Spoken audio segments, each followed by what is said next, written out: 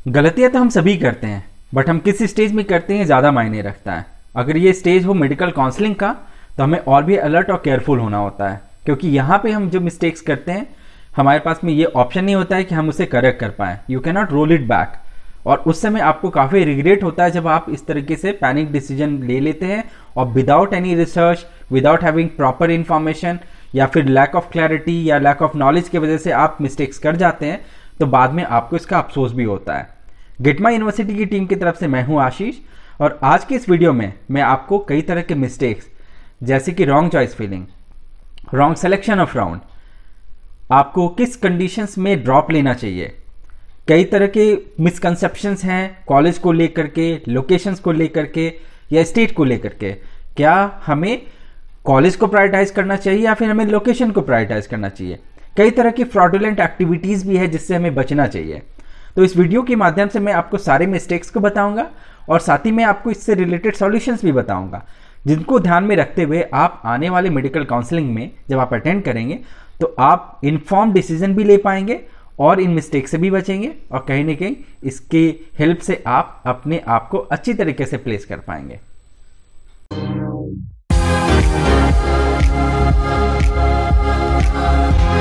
तो मैं आपको बताऊंगा काउंसलिंग मिस्टेक्स के बारे में, पैनिक डिसीजन मेकिंग के बारे में हम डिस्कस करेंगे, क्या हमें लास्ट तक रुकना चाहिए स्टे वैकेंसी राउंड तक या नहीं रुकना चाहिए, इसके बारे में हम डिस्कस करेंगे।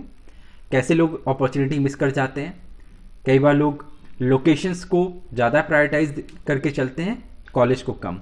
Misconception related to college, state और एनी स्पेसिफिक लोकेशन, और lack of clarity on penalty, bond, bank guarantee के बारे में भी हम डिस्कस करेंगे। किस कंडीशन में ड्रॉप लेना चाहिए इसके बारे में बात करेंगे, और साथ ही में कैसे आपको फ्रॉडुलेंट एक्टिविटीज से बच के रहना चाहिए इसके बारे में भी हम आपसे के साथ में डिस्कस करेंगे। चलिए अब सबसे पहले जानते हैं काउंसलिंग मिस्टेक्स के बारे में। पहला पॉइंट जो मैं कवर कर रहा हूं वो है अप्लाइंग मल्टीपल स्टेट।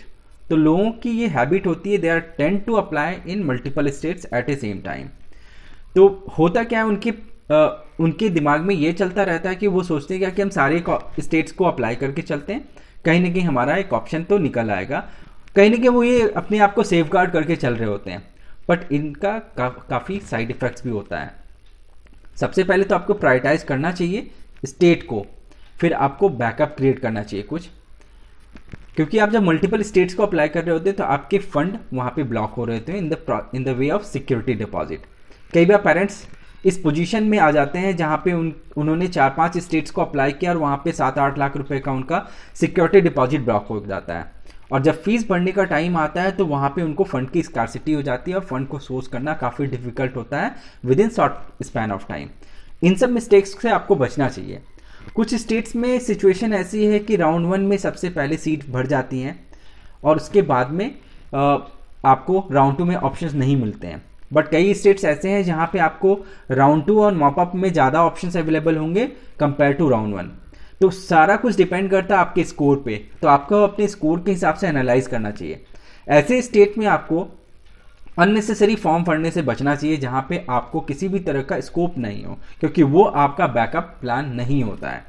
आपको ऑब्वियसली 2-3 स्टेट्स में या 4 स्टेट को आप लेके चलें। कई स्टेट्स ऐसे हैं जहां पे आपको सिक्योरिटी डिपॉजिट की जरूरत भी नहीं पड़ती है, तो ऐसे स्टेट्स को भी आप आइडेंटिफाई करें जहां पे आपका फंड ब्लॉक नहीं होता है और साथ में आप बैकअप भी क्रिएट कर पाते हैं।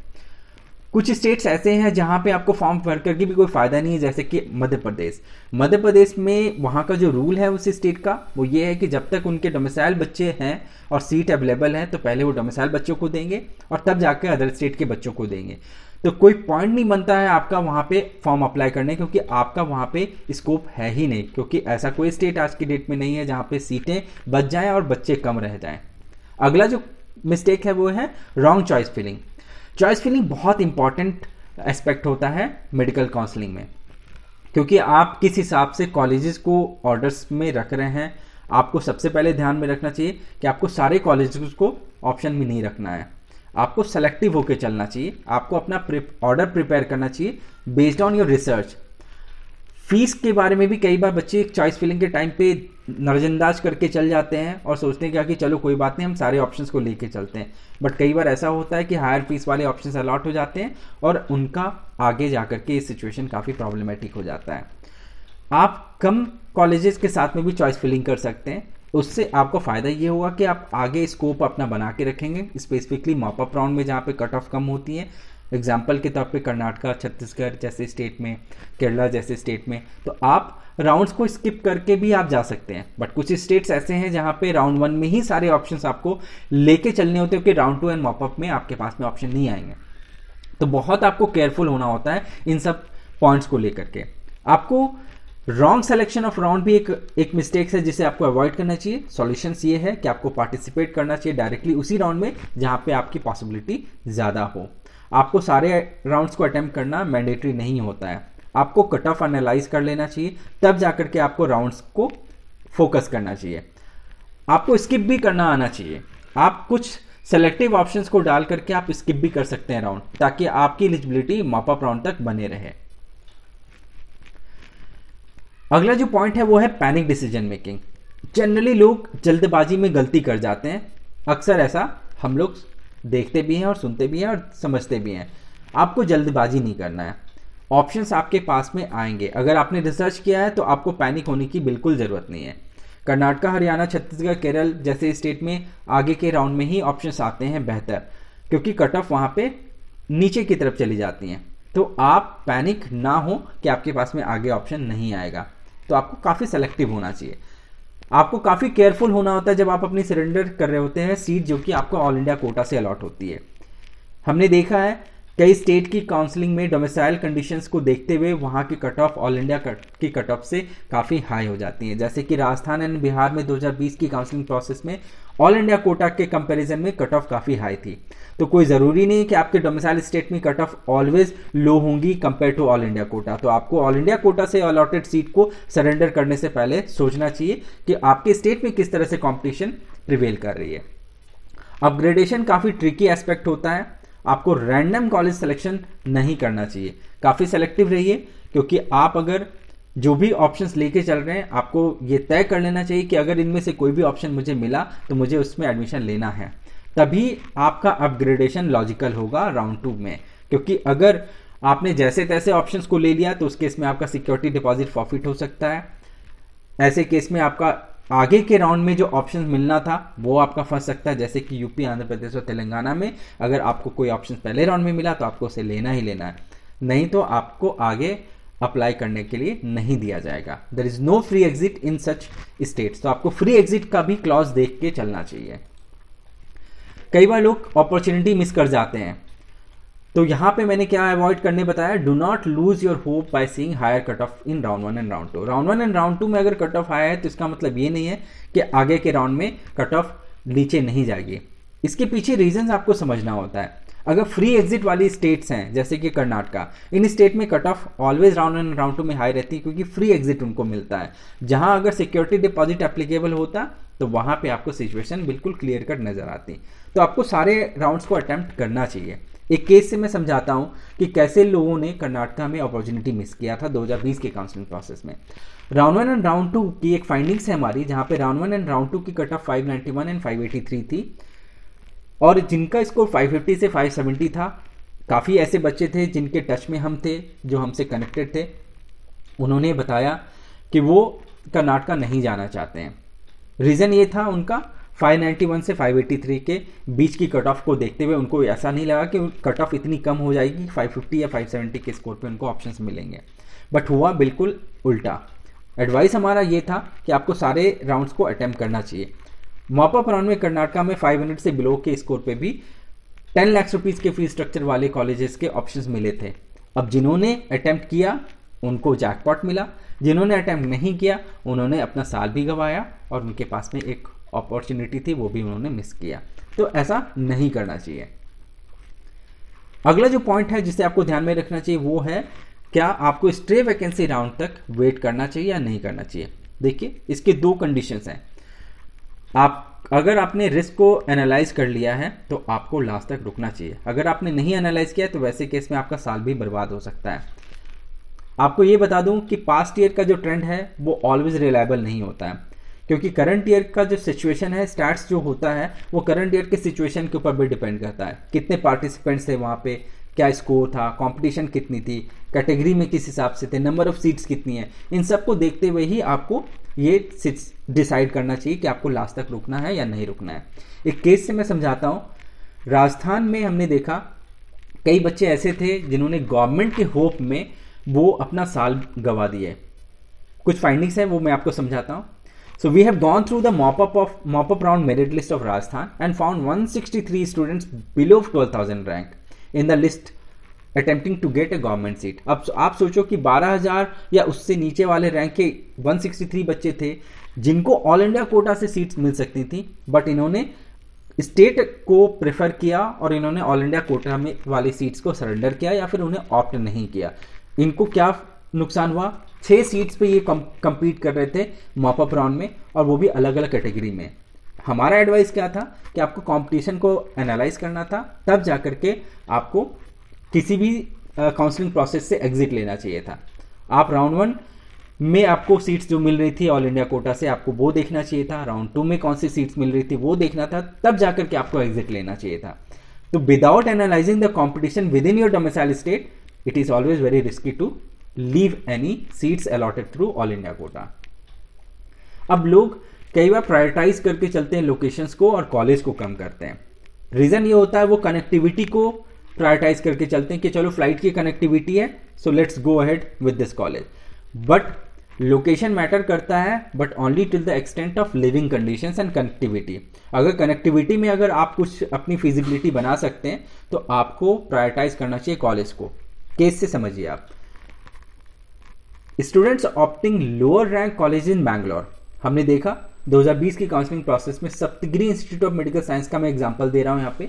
इसकी कट ऑफ गई थी 19,225। लोगों ने इसे ऑप्ट किया था, रीजन ये था कि ये बैंगलोर में लोकेटेड है। अब इशूज क्या है वो समझिए। लो पेशेंट फ्लो है यहाँ पे, रैंकिंग भी इसकी कम है। हमारा एडवाइस क्या था, आपको इससे बहुत अच्छे रैंक के कॉलेजेस मिल सकते थे जो कि टॉप 10 अमॉन्ग कर्नाटका। इसमें एग्जाम्पल के तौर पे आप देखो फादर मुल्लर मेडिकल कॉलेज जो कि मैंगलोर में, और जेजेएम दावनगिरी, दोनों ही बहुत अच्छे कॉलेज हैं। ये दोनों कॉलेज अलॉट हो सकते थे इस स्कोर रेंज पे, इस कट ऑफ रैंक पे भी, लेकिन लोगों ने बैंगलोर को प्रायोरिटाइज किया, लोकेशन को प्रायोरिटाइज किया और कॉलेज को प्रायोरिटाइज नहीं किया। तो उन्होंने कहीं ना कहीं बड़ा एक मिस्टेक किया। एक अच्छे कॉलेज में पढ़ना और एक लोअर रैंक कॉलेज में पढ़ना में डिफरेंट है। सेकेंड केस भी समझिए, लोगों ने ऑप्ट किया दिल्ली से नियरेस्ट कॉलेजेस को। एग्जाम्पल के तौर पे हमने शारदा मेडिकल कॉलेज जो कि ग्रेटर नोएडा में है, इसका हमने एग्जाम्पल लिया है। लगभग 19 बच्चे ऐसे थे जिनका रैंक था 15,583 से 63,889, जिन्होंने ऑप्ट किया था शारदा को because of its location near to Delhi. अब इशू क्या है, यहाँ पे भी लो पेशेंट फ्लो है और मिड रैंक कॉलेज है। ऐसे स्कोर रेंज में बच्चों को क्या ऑप्शन मिल सकता था, अब वो समझिए। जहां पे लोगों को कस्तूरबा मेडिकल कॉलेज मणिपाल या मैंगलोर, हमदर्द, जेएसएस मैसूर, एसआरएमएस बरेली, हिमालयन देहरादून, ये सब सारे अच्छे ऑप्शंस हो सकते थे, और इन्होंने कहीं ना कहीं गलतियां की और इनके पास इतनी अवेयरनेस नहीं थी, नॉलेज नहीं था, इंफॉर्मेशन करेक्ट नहीं थी, जिसकी वजह से इन्होंने ऑप्ट कर लिया लोकेशन के चलते में। अदरवाइज इनके पास में टॉप रेटेड कॉलेज में पढ़ने का मौका था। कुछ मिसकंसेप्शंस भी हैं लोगों को स्टेट को लेकर के, लोकेशंस को लेकर के और कॉलेज को लेकर के। जैसे कि कुछ स्टेट हैं जो कि लोग नहीं प्रेफर करते हैं, जैसे कि Chhattisgarh, Bihar, Uttar Pradesh, north east. But मैं आपको बताना चाहता हूं कि एक स्टेट की एक निगेटिव नेम हो सकती है due to various reason, politically भी वो एक रीजन हो सकता है। बट किसी भी कॉलेज को अगर आप सेलेक्ट कर रहे हैं तो वो कैरेक्टराइज होता है primarily based on it's quality of output, clinical stats, faculty and it's management. तो आपको इन पैरामीटर्स को ध्यान में रख करके चलना चाहिए, क्योंकि आपको पढ़ना उस कॉलेज में, ना कि आप उस स्टेट में रहेंगे जरूर, बट पढ़ना आपको कॉलेज में, स्टेट नहीं पढ़ाएगा, आपको कॉलेज पढ़ाएगा। तो आपके लिए कॉलेज इज मोर इंपॉर्टेंट। अगला मिसकंसेप्शन है लोकेशंस को लेकर के।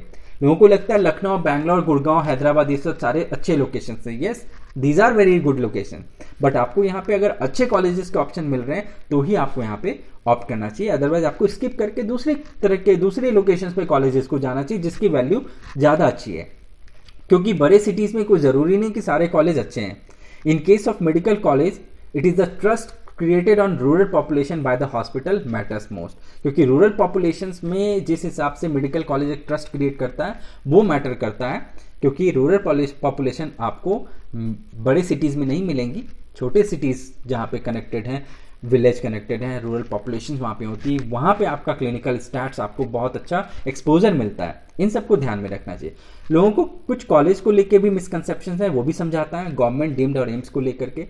सारे गवर्नमेंट कॉलेज या फिर सारे एम्स अच्छे नहीं होते हैं, क्योंकि कई ऐसे गवर्नमेंट कॉलेज हैं जो कि न्यूली बिल्ट हैं, इंफ्रास्ट्रक्चर वहाँ पे प्रॉपरली नहीं है, फैकल्टीज अच्छे अभी नहीं है, पेशेंट्स का फुटफॉल उतना अच्छा नहीं है। तो ऐसे कई गवर्नमेंट और एम्स कॉलेजेस हैं जिनमें आपको हर चीज़ें एक्यूरेट नहीं मिलेगी। अगर आप प्रॉपरली रिसर्च करेंगे तो आपको इनसे बेहतर ऑप्शंस भी मिल सकते हैं, बट आपको इसका नॉलेज होना चाहिए। कुछ लोगों का मानना है कि deemed colleges are underrated, but बिल्कुल ये गलत है।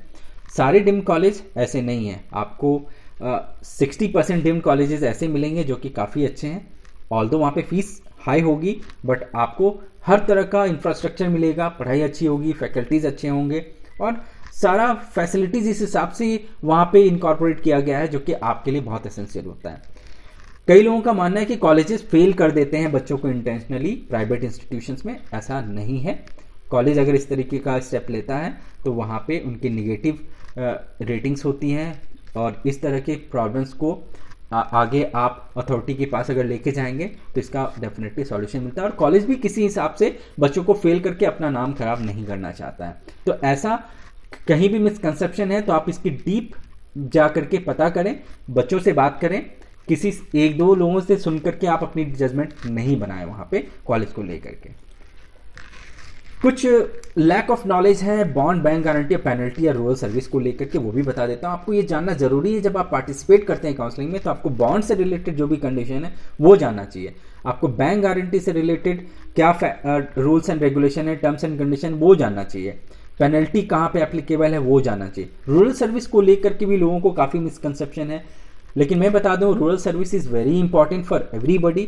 You need to motivate yourself और your words also, because rural service में आपको सीखने को बहुत कुछ मिलता है। फैसिलिटीज से थोड़ा कॉम्प्रोमाइज करना पड़ता है, बट स्टिल आपको सोसाइटी के पॉइंट ऑफ व्यू से कि आप देखें तो आपका कॉन्ट्रीब्यूशन वहाँ पे ज़रूरी होता है। अगर आप नहीं जाएंगे तो वहाँ पे कौन जाएगा। और आने वाले टाइम में ये मैंडेटरी होगा अक्रॉस इंडिया, सारे स्टेट में हर कॉलेज में रूरल सर्विस मैंडेटरी होगा, तो आप इसे स्किप नहीं कर सकते हैं। हाँ, आपको यहाँ पे रूरल सर्विस को लेकर के थोड़ा चेक करना चाहिए कि किस स्टेट में 1 साल का है, किस स्टेट में 1 साल से ज़्यादा का है। जैसे छत्तीसगढ़ में आपको रूरल सर्विस 1 साल से ज़्यादा का है, तो आपको ये चेक कर लेना चाहिए किस स्टेट में किस हिसाब से ये रूल है। ड्रॉप आपको किस कंडीशन में लेना चाहिए वो भी मैं बताता हूं। अगर आप बजट के वजह से ड्रॉप ले रहे हैं तो वहां पे आपको देखना चाहिए, आपको उसी केस में ड्रॉप लेना चाहिए जब आप किसी भी सोर्स से फंड को मैनेज नहीं कर पा रहे हैं। आपको ड्रॉप इसलिए भी ले सकते हैं जब आपके बजट में और एक्सपेक्टेड जो कॉस्टिंग आ रही है उसमें बहुत ज़्यादा गैप नहीं है, तो आप उस केस में आने वाले टाइम में आप मैनेज कर पाएंगे। लेकिन आपको कंसीडर करना चाहिए फी हाइक अगले साल अगर आपको इन्फ्लेशन रेट पे भी अगर आप देखें तो नॉर्मली 8 to 10% का फी हाइक आपको हर कॉलेजेस में एप्लीकेबल होता है। तो ये सब पॉइंट को देखना चाहिए। साथ ही में आप ये देखिए कि अगर आप बजट कहीं से मैनेज नहीं कर पाते हैं तो आपको अब्रॉड का भी ऑप्शन देख के चलना चाहिए। आप कहीं ना कहीं आप अपने पैसे को बचा पाएंगे और पीजी करते समय आपको ये पैसा काम आएगा। अगर आप स्कोर की वजह से ड्रॉप ले रहे हैं तो आपको ये देखना चाहिए कि आपका एक्सपेक्टेड जो स्कोर है ना वो बहुत बड़ा गैप नहीं होना चाहिए, क्योंकि आप 30-40 मार्क्स अगर ले आते हैं या 60 तो आपको इससे कोई फायदा नहीं होगा। आपको ये डिटरमाइंड होना चाहिए कि आपको मिनिमम 60 से 70 मार्क्स आएंगे, अदरवाइज आपके मार्क्स तो बढ़ जाएंगे, आपका रैंक हो सकता है घट जाए, क्योंकि कंपटीशन हर साल बढ़ती जा रही है। आप ड्रॉप उस केस में भी ले सकते हैं अगर आपका ये अटेम्प्ट शायद पहला हो या दूसरा हो। इस केस में आपको अपनी एज को एनालाइज करके और आने वाले सिचुएशन को एनालाइज करके ड्रॉप लेना चाहिए। फ्रॉडुलेंट एक्टिविटीज से आपको बिल्कुल बचना चाहिए। इस तरह के कई ऑफर्स आपके पास में आएंगे, कई लोग आपको कॉल करके बताएंगे कि हम आपको गवर्नमेंट कॉलेजेस में एडमिशन करा देंगे, आपकी सीट बुकिंग करा देते हैं, आप आइए हमारे थ्रू, हम आपको कॉलेज दिलवा देते हैं। बट इस तरह के लुक्रेटिव ऑफर से आपको बचना चाहिए, क्योंकि प्रोसेस कंप्लीटली ऑनलाइन है। गवर्नमेंट कॉलेजेस में किसी तरह का मैनेजमेंट सीट नहीं होता है, कोई भी सीट्स रिजर्व नहीं होता है किसी पॉलिटिशियंस या ब्यूरोक्रेट्स को लेकर के। पूल्ड कोटा सीट्स के एक ऑप्शंस हैं, बट इनके अपने टर्म्स एंड कंडीशन है जो कि जनरली आप फुलफिल नहीं कर पाएंगे। सीट बुकिंग किसी तरीके का नहीं होता है, क्योंकि ये प्रोसेस कहीं पे भी किसी गवर्नमेंट कॉलेज में नहीं होता है। सारे प्रोसेस मेरिट के बेसिस पे हैं। काउंसलिंग की अवेयरनेस आपको अगर है तो आप इन सब चीज़ों से बच सकते हैं, टाइमली डिसीजन लें, नहीं तो आप फंस सकते हैं।